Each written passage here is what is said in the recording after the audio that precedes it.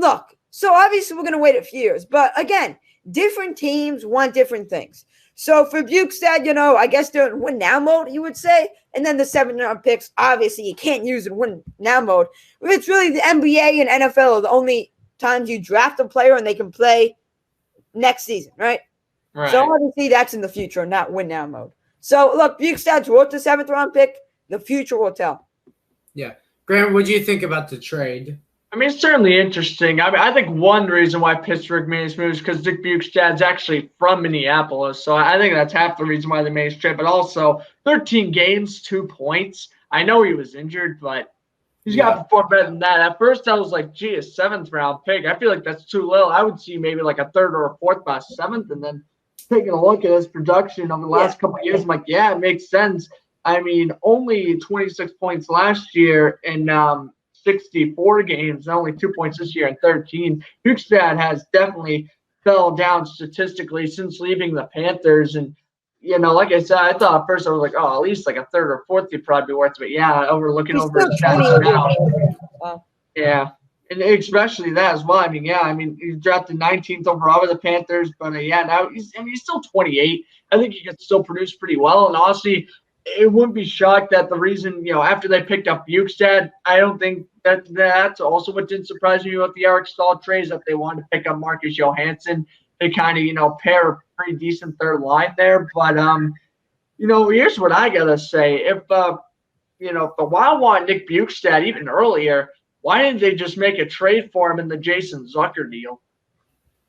I mean, if you wanted him, you could have just flipped him in the Jason Zucker trade back at the deadline. That's besides the point. Overall, I'd say even trade, Wild will probably end up winning this one. I believe there's 2 years left on Bukestad's contract, so I don't know. We'll see what happens. But, I don't know if that 7th-round pick will turn anything. We do know Bukestad will at least be playing on the 3rd, if not 4th line, so we'll definitely begin playing time next year. But right now, definitely Minnesota wins this trade. Yeah. Would you like to announce the next trade, Grant? Sure. And our next trade is, let me just look it up here. Oh, yes. The Hurricanes trade Joel defenseman to the Canadiens for a 2020 5th-round pick. I disagree. Well, they should get a other defenseman from Montreal, like a Nikita Sherbak or a Noel Jolson. I think both of them are demanding a trade because they might not play with Montreal. So how about have Joel Edmondson for a 5th-round pick, Noel Jolson and Nikita Sherbak? There you go. Oh wait. I think Sherbak got traded. I think he's in Vegas. Pretty sure. Well, I'm pulling it up. Nikita Sherbak. He's in LA. So okay. So have Joel Edmondson for a 5th-round pick, Noel Jolson. Then that can be a good pick. Or trade. Yeah, absolutely. I thought Hurricanes, I don't know what they're doing here. I mean, it's not like Joel Edmondson's great. I mean, 20 points in 68 games. I mean, what, a 4th pairing defenseman? Like that's okay, for a 2nd-line defenseman. That's pretty average. That's kind of what we expect him to do. But, I would have definitely, the 5th-round pick's okay, but you definitely could have definitely added Noah Jolson or, another young defenseman from Montreal. I feel like Carolina kind of shortchanged themselves in this trade. What do you think, Isaac? Yeah, 7 goals. I don't know. Is he even a 2nd-line player? Borderline, yeah. He's exactly. kind of on some teams he's 2nd, some teams he's 3rd. I think on Carolina he's probably more of a 2nd pairing guy, but they said that about Noah Cherry on the Panthers. They said he's a 4th-line player. But anyway, look, he's 27, 28. He's not young. He's not old. And look, they got a 5th-round pick out of him. It's even. But again, I'm still going to say it's even though the Hurricanes, I don't know what they're doing either. He did play 4 out of their playoff games. Look, average defenseman, maybe below average, but again, the Carolina Hurricanes probably needed him more than the Canadians do. And I think that's for sure. Yeah, well, I mean, Carolina already does have a sack defense. That's why I wasn't shocked. We kind of knew one defenseman was going to go. That's why I'm not shocked at all. It's always good depth-wise. But yeah, no. Again, this is where I kind of go back to the Bukestad trade. And this is why I say Montreal wins the trade, because fifth-round pick, that's going to at least take a couple years to develop. When we already know Joel Edmondson, he's going to be playing game one for Montreal, barring an injury. So that's why I say right now Montreal wins the trade. But again, just look back at it in a couple years and say, oh, how did this fifth-round pick turn out before we really, make a decision? Yeah. Then next topic, which I think I'm pretty happy about this. I guess pretty much everyone in the chat knows this. The Washington Capitals have hired Pierre Laviolette. That is even better than I wanted. I'll tell you. Pierre Laviolette is a dude who went to 3 Stanley Cup final appearances. He won in Carolina. Went to Philadelphia in 2010 and went to Nashville in 2017. Washington needs a veteran coach who has a ton of experiences, wins a lot of games, and goes to many playoff appearances. For example, like deep playoff experiences. So yeah, I'm beyond thrilled that that the Caps hired Pierre Laviolette. Grant, what are your thoughts? Yeah, absolutely. We kind of knew this was coming. I mean, it was pretty much a coin flip between him or Gerard Gallant. Of course, they fired Todd Reardon about 3 weeks ago. It was pretty much coin flip between maybe Bruce Boudreau in the mix as well, but we can't figure Washington wasn't going to bring him back either. I think this was a smart move, absolutely. Pierre Laviolette, he's made a finals with every team he's coached for, and definitely Washington has the core to do that again. I honestly do feel like Washington is a really good coach away from potentially winning another cup. And I think Pierre Laviolette could certainly be this coach. On for 3 years. They're going to be having Ovechkin, for those next 3 years because Nets off. The majority of the gang is still going to be there. I mean, sure, the third and fourth line might be a little bit mixed up. You're still going to have your main top 6 and top 2 on defense, especially with John Carlson. So, yeah, I'd say this is definitely a smart move. Pierre Laviolette should definitely work well in the Capitals scheme, and I can't wait to see what he does. And hopefully, Washington, doesn't lose in 5 games next year in the playoffs. Yeah. All right. So next topic, the Minnesota Wild re-signed defenseman Jonas Brodin to a 7-year deal, $42 million deal. That is way too much money, if you're asking me. Too much of a year deal. I would say 4 years. Lower a little bit in the salary, let's say a 4-year deal, $23 million deal. Yeah, it's just me. So, Graham, what do you think about the contract? Is it good or too much?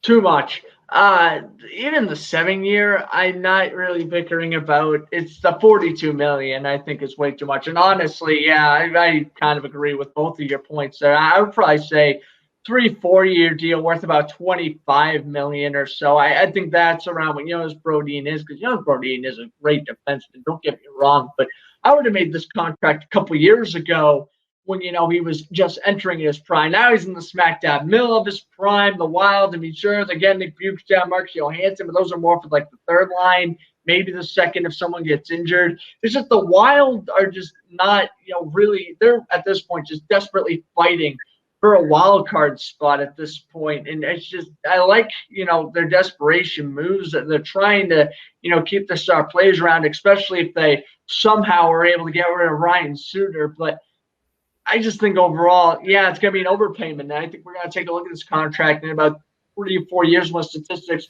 really start to fall off. And it's just, I would have honestly re-signed Brodin to like a 2-3 year deal, and I would have gotten a defenseman, let's say, for example, like Joel Edmondson in free agency for like a 2-year deal. And there you go. You have 2 quality defensemen for the price of 1. Or, even maybe even join the PK Subban sweepstakes. I mean, who knows, right? But, you could have worked your way around this, I think. I think this is just a little bit too much. Yeah. I think what you think. Yeah, and I always like to, with every trade, draw like a tree with a tons of branches and see how this affects other people, the team, the players, besides, is he good? This affects, I believe, what is his name? Matt Dumba, something like that. Matt Dumba, yeah. It affects him. All these pieces, like I said, it's going to affect him. So 7 years is too much, but then again, you are locking him in. He's a great defenseman. Yeah, it's his payday, and obviously for him, he's happy. But for the Wild, like I said, it is affecting Matt Dumba, so I don't really like it. Yeah, I agree. At this point, I think I'd rather have Matt Dumba over Jonas Brodin as well. What do you think, Alex? I already said it. That's an overpay. Oh, right. Yeah.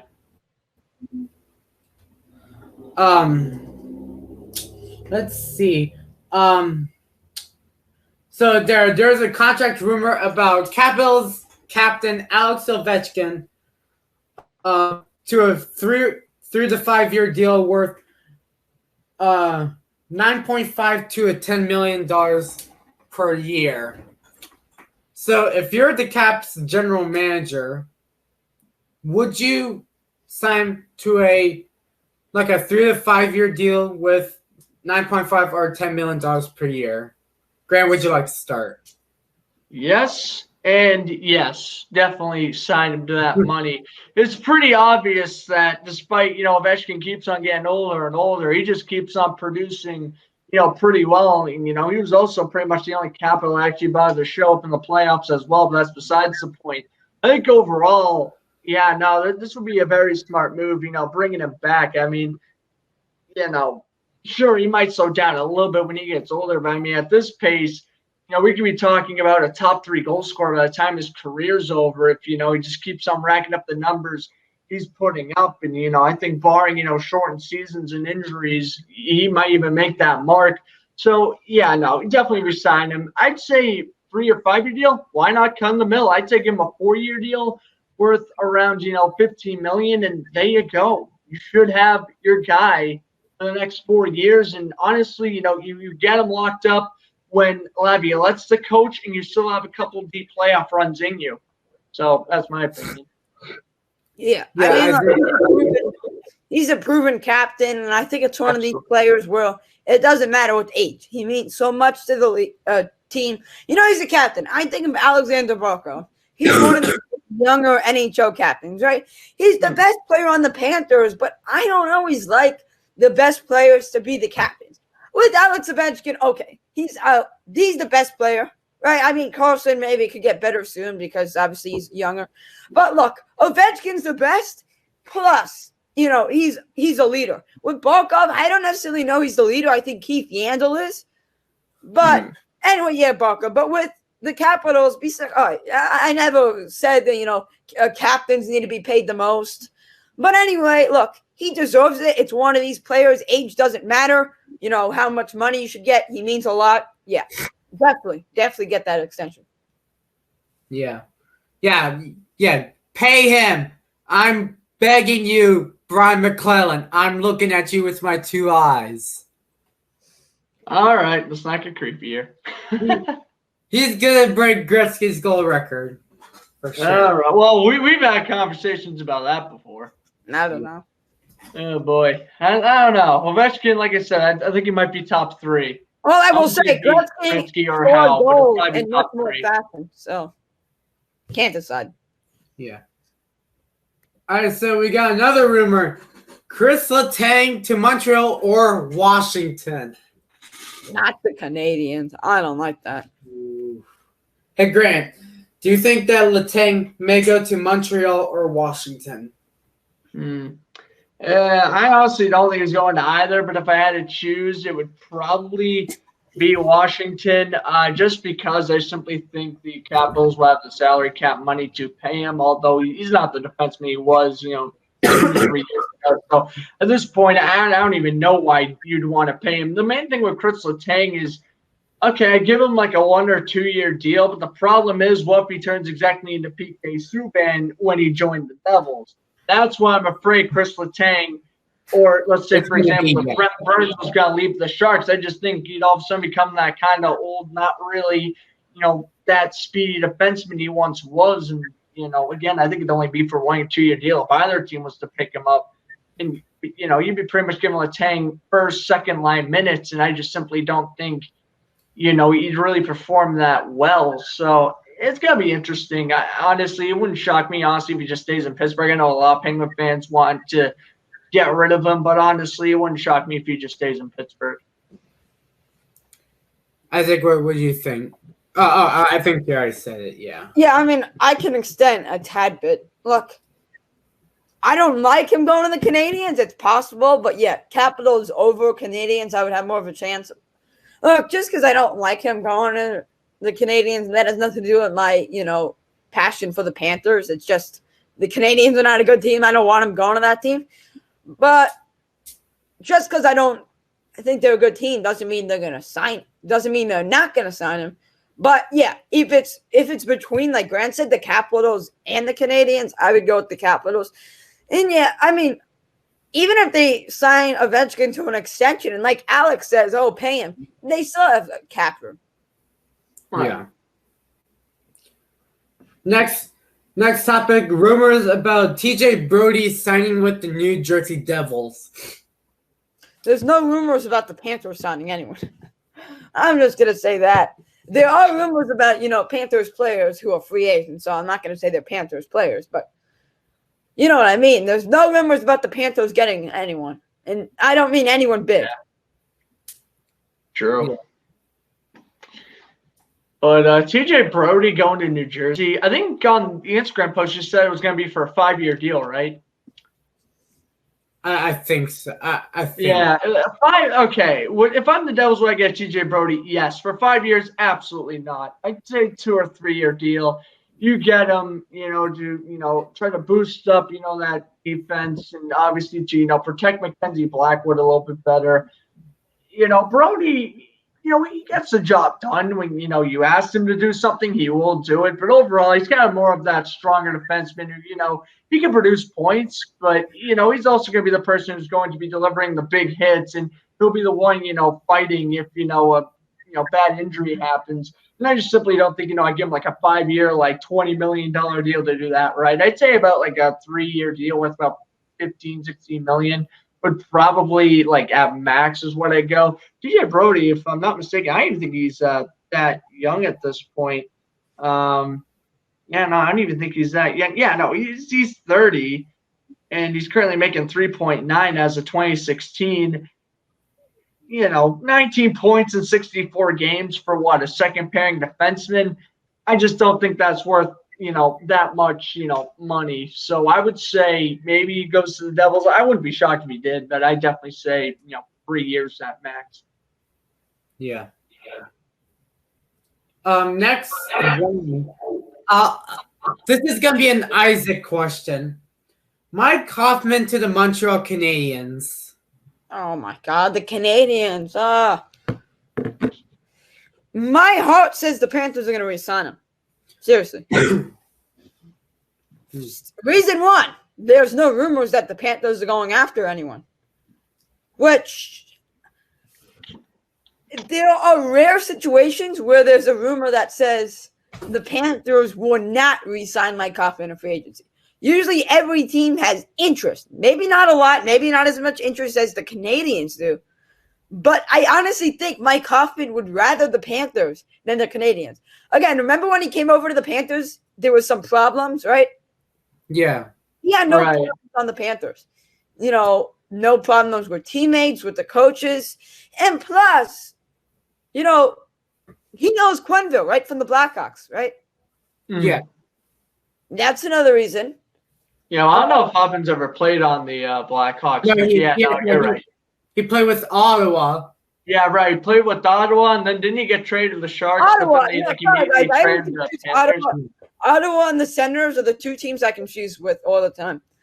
And then, but anyway, besides that, sorry. Yeah, I always confuse Ottawa and Chicago. But then, look, Mike Hoffman is lethal, and the Panthers had one of the best power plays, not this year, but last year. Barkov, Huberdeau, Dadanoff, and then Hoffman. It was amazing. And Hoffman just that one time was one of the best in the NHL. I think he's not underrated. People know who he is, especially what he did in the playoffs. And look, big NHL fans knew who he was. But, I mean, no one really watches the Panthers. Like I said, they have the worst fan base. But he's a great shooter. The Panthers are looking for him again. And if they're not looking to sign anyone else, and look, I'm seeing TikToks. I'm seeing videos. People are saying the Panthers are a playoff team next year. Why? Because that's predicting Bobrovsky's going to do good. If Bobrovsky does good and Quenneville didn't do bad. He's Quenneville. What do you expect from him? Right. He's one of the best coaches of this era. So no it's question. not like doing bad or good. So if Bobrovsky is even top 10, what do you guys agree? Top 10, the Panthers should make the playoffs? Should? Yeah, if Bobrovsky's top 10 goalie, then yeah, they've re-signed Hoffman. Definitely Florida should make the playoffs. Absolutely. And that's what I'm saying. Hoffman obviously would prefer the Panthers, probably weather-wise. Does he want to go to Canada? I don't know. You played in Ottawa, so I guess playing to Canada would be really nothing new to him. But yeah, but does he want to go to Canada? I think, he's maybe fine in the United States. And then again, you have the Panthers, who are a borderline playoff team. And Mike Hoffman, I think, will put them over that edge. He's good. Absolutely. He's not on that first line, and I'm glad he's not, because you want to have that diversity. We don't want to have everyone good on that first line, because we saw this from the Islanders. The Islanders started the game with their second line.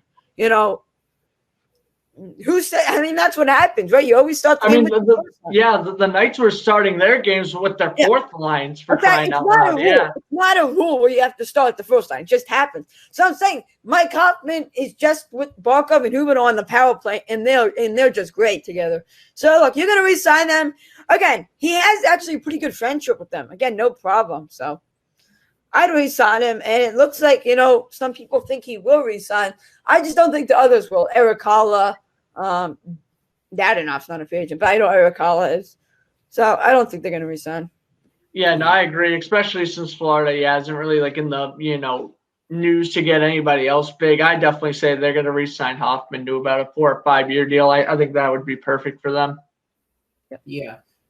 I think we got two more, I believe.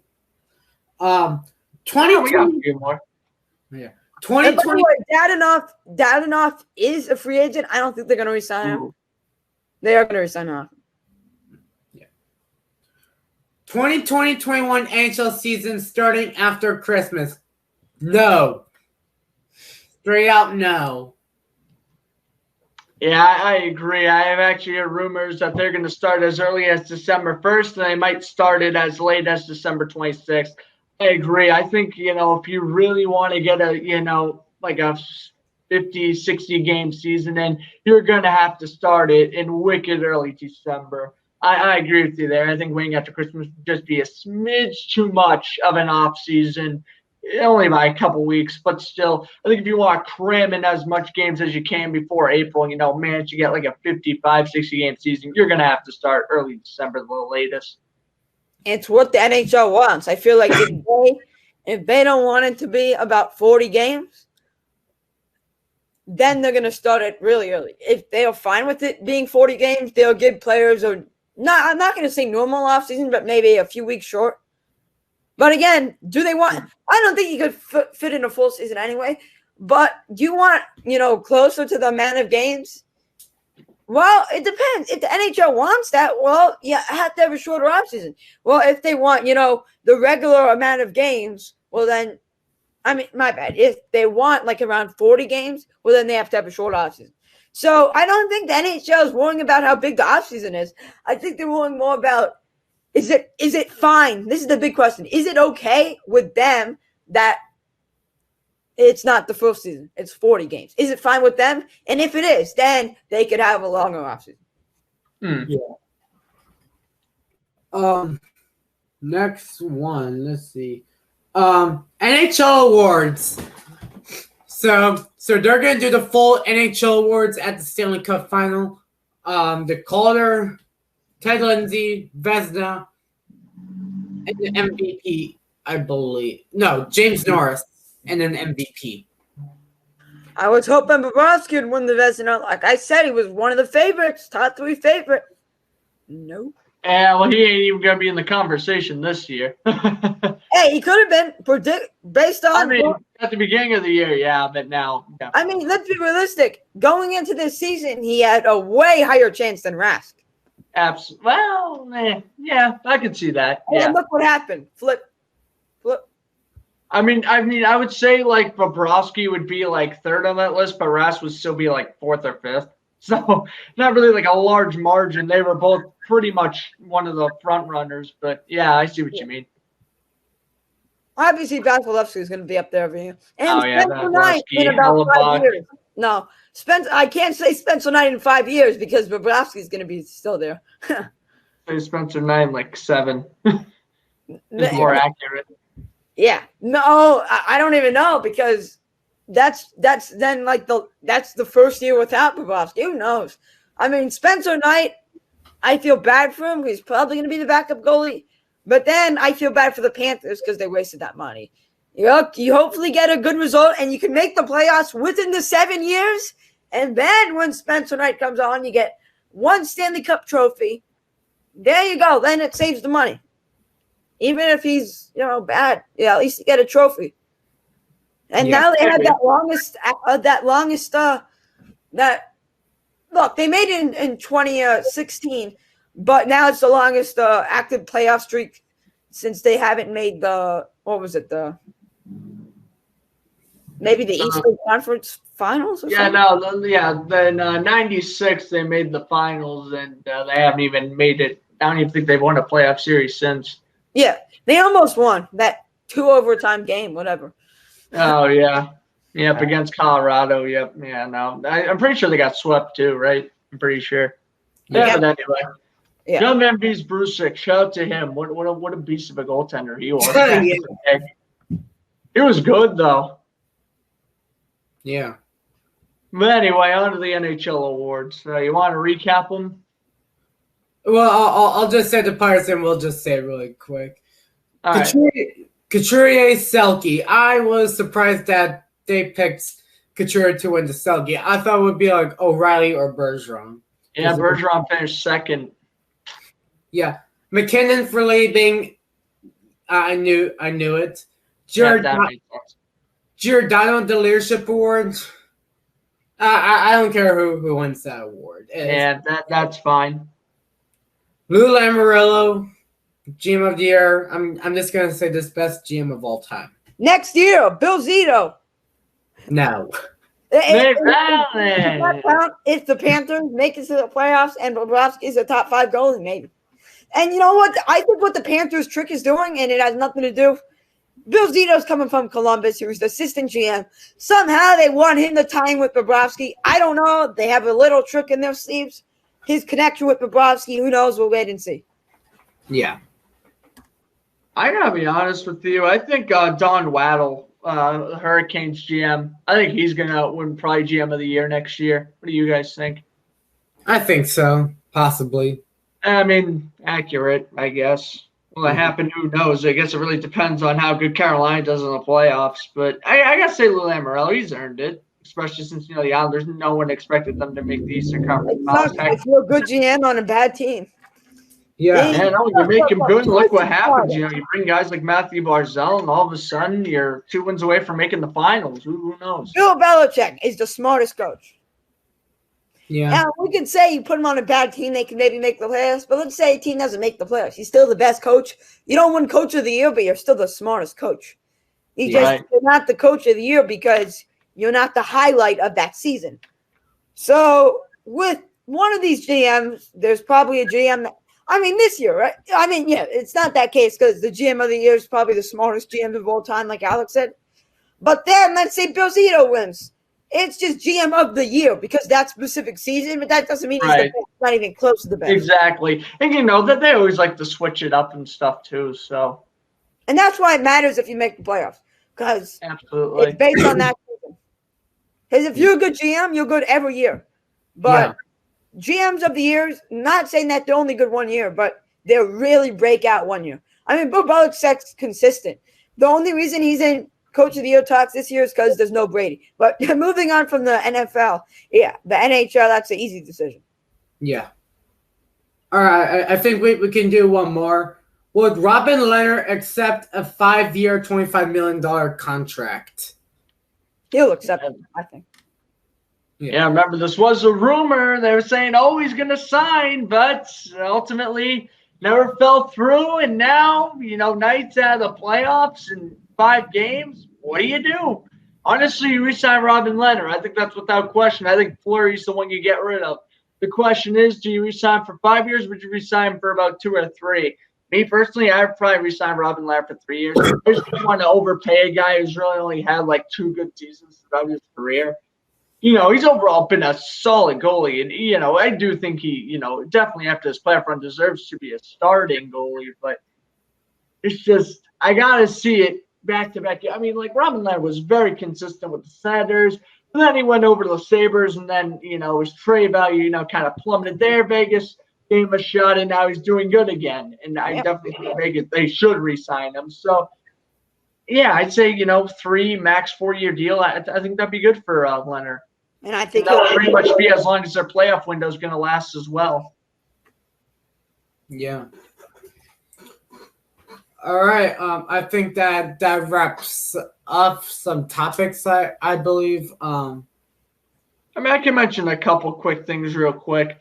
Yeah. I guess we don't have to go fully into detail, but Geoff Ward, he has been promoted from the interim coach, and now he's the official head coach of the Calgary Flames. I think that's well earned. The Kings re-signed defenseman Sean Walker to a 4-year, $10.4 million deal.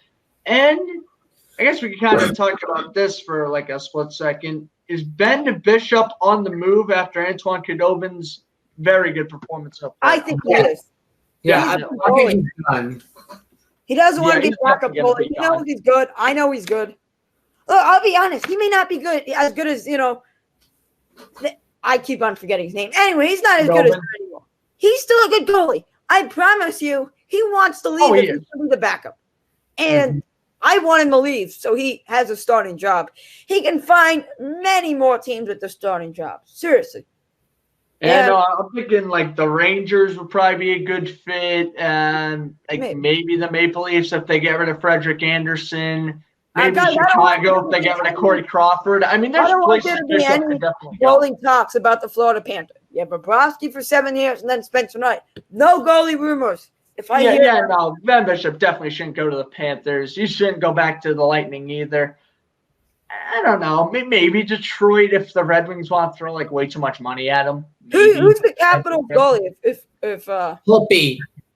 Oh, Brendan Holtby. Yeah, no, but I'm pretty sure they're believing in Samsonov, though. I don't think they want to go up to Bishop. I think Holtby may leave, right? Didn't they say? Maybe. Mm-hmm. Yeah. So I'm just saying. I think they're believing in Samsonov. So yeah. I mean, Bishop may be better, so that's why if Holtby does leave, Bishop can have the starting job. Who knows? I mean, is it just Bishop doing bad in the playoffs? He's so good. I know he's a veteran. He's a good regular season goaltender, but like playoffs, I don't think so as of now. Yeah. All right. I guess. Right. Well, you guys want to do some trivia? Well, we got a few more minutes. It's up to you. I mean, we could all go around and do one question. It's up to you. Sure, we can do one question. Okay. Cool. I don't know hockey trivia, so we're gonna just take a jab. Okay. Here's a good one. How many saves? All right, so what am I thinking? So on David Ayer's night when he beat the Maple Leafs, how many saves does he need to tie Garrett Sparks? Oh. A, A, 12, B, 4, or C, 9? It's not C. He waited too It's long. gonna be 12, probably 12. It's 4. Or He needs 4 more saves to that Garrett Sparks. All right, Isaac, would you like to think of something? Okay. I'm gonna look for the answer for this. Just Oh, come on! No. Okay. All right. How many cool wins? How many goals did Reimer let go by under his legs when he was on the Panthers? 54. About 1,000. Oh my God. I'd have to say, yeah, probably somewhere close to like 700 or something. Yeah. And it's funny, all the goals he let go by were like under his legs. The place that you owe any NHL fan, when a puck goes under a goalie's legs, you always put your head down. Like, that's not a top shelf. It's not a top shelf, No, goal. it's 5-hole, right? That's the place, you have your legs there. That's the place you put your head down when that goal goes by. And look, some shots are like redirected and it's hard, but every goal, it happens. It just can't happen. Yeah. Hey, I was impressed. He just needed to get out of Florida. He was good on the Hurricanes. Speaking of Grant's Hurricanes jersey, so it was okay. Yeah. I mean, he had that one amazing playoff game, that great save. Yep. I have a question. Do you guys still think that was the best save of the playoffs? Best save of the playoffs? No, I'd say Khudobin made a ridiculous save a couple games ago. I want to say it was Game 4. He made an outstanding stop. I'd probably say save of the playoffs right now. Probably either go to Khudobin or Vasilevsky. That save was pretty good, but like the Reimer save was the most unique out of them, I think. Yeah. I mean, it was spectacular, but I'd definitely say there's probably been a couple other saves. Even Robin Leonard had some pretty fantastic saves. I'd definitely say that one's been outbeat, but it probably top 5, maybe. Yeah. Reimer had the most luck in his he wasn't even looking, right? He was laying down. I mean, hey, listen, when you think the puck's increased, just fall down and smother it. There you go. Just do this. That's like one of the smartest tips if you're a goaltender. You just gotta, the puck's in the crease, not net, just fall down. Just move your leg and stick up and down and hope the puck just hits it. You move it to the right and left. Yeah. All right. I guess I'll do my question and then we can wrap up the show. So this is just a random question, but how many points did Canucks captain Bo Horvat score in his first NHL season, the 2014-15 season? Is it 17 points, 25 points, or 31 points? I'm going to say 31. 21, whatever that was. Oh, 25? Yeah. Isaac is correct. Wow. There you go. There we go. Yeah. All right. So, that's going to wrap up for episode 22 of the Powerskateshow podcast. I'm sorry. Big thanks to Isaac for coming in. We'll link all the all sports talk shows in the description below on Grant's account and my account. Anyway, check out our social media, Instagram, TikTok, Twitter. You guys know the drill. You gotta mention the TikTok every time, man. Check out All Sports Talk Show, YouTube, Instagram, Twitter, TikTok. I don't know. You guys, listen. If you guys are All Sports Talk Show fans, you guys know the drill. And check out Grant on Instagram, plus Sportsman for daily sports news. Yeah, you guys know the drill, like I said. And Grant, would you like to do your outro? Sure. Well, I hope you guys enjoyed another edition of the Powerskate Show. Awesome time having Isaac on, and always a blast doing it with Alex. And yeah, we'll have episode 23 coming up next week. Should be a fun one. And we'll definitely know our Stanley Cup Finals matchup by then too. So we'll do a whole preview and everything. Yeah. And tell your friends, congratulations, Dallas Stars. Absolutely. Have a good night, everyone. Antoine Khudobin for Conn Smythe as well. Yeah, Antoine Khudobin. All right, yeah. All right, you guys have a good night, everyone.